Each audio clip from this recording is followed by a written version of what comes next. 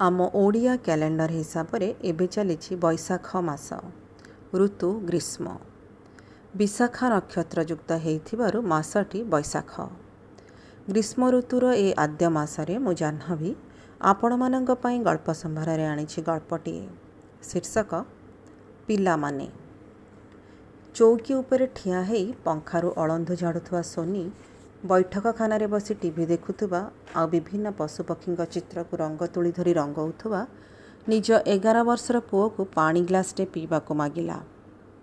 बासु पानी ग्लासटे देलु? Steel glass रे देबी ना काच ग्लास रे?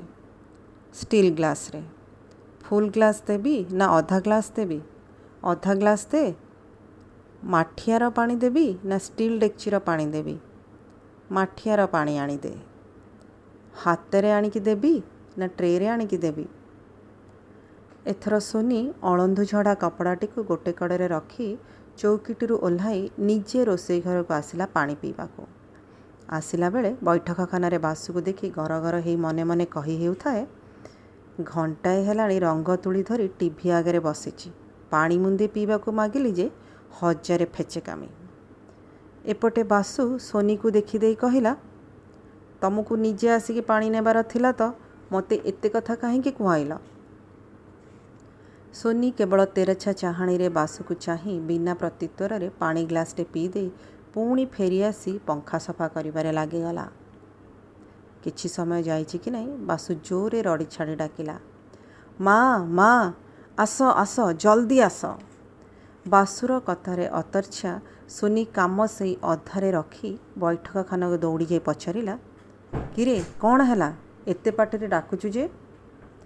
देख इंडिया 4टा विकेट नहीं गला, आज निश्चय जीतब, ऑस्ट्रेलिया आज हारिब।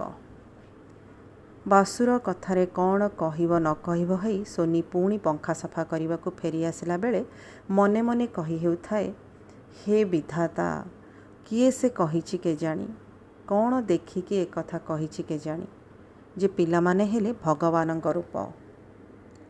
सबू कोठरीर पंखा गुड़िक सफा करू करू बाजिगला दिन 11। एथर सोनी गाधोई जावाई तरतर है। एपर्यंत से सकाळु चाहा कपटे जहाँ पीछि, अगाधुआरे सकाळ जलखिया से खाए नाही। तेणु से फ्रिज भितर आगरू बाटी रखिथिबा पिठौ को काढ़ी सेथिरे लुण पकाई सजाड़ी रखुताए गाधेई सारी चकुली दीटा करी खाइबा पाई।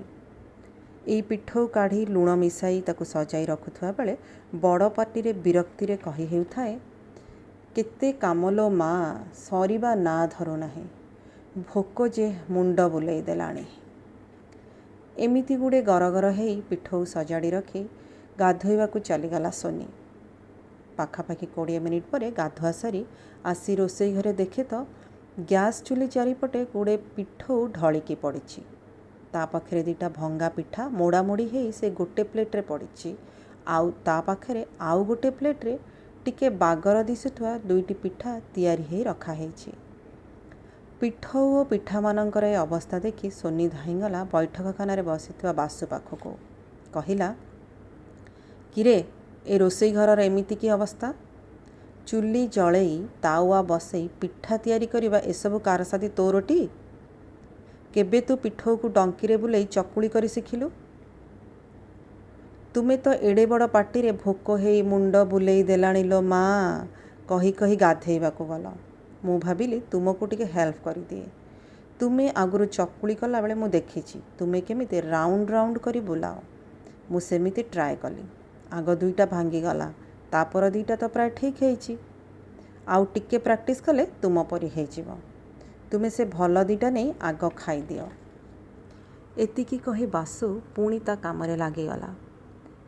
बासुर कथारे सोनीर आखि भिजी जाइथिला स्नेहर अश्रुरे। मने मने पिलाटी को अशेष आशीर्वाद रे सिक्त करी देई निजको निजे कही हेला, जीए कहिछि आउ जेउथिपाई कहिछि पिला माने भगवानक रूप से ठीक कहिछि। खाली भल चकुली 2टा काहेकि भंगा चकुली 2टा जाक भी खाइबी। मो पुओ बासु करिछि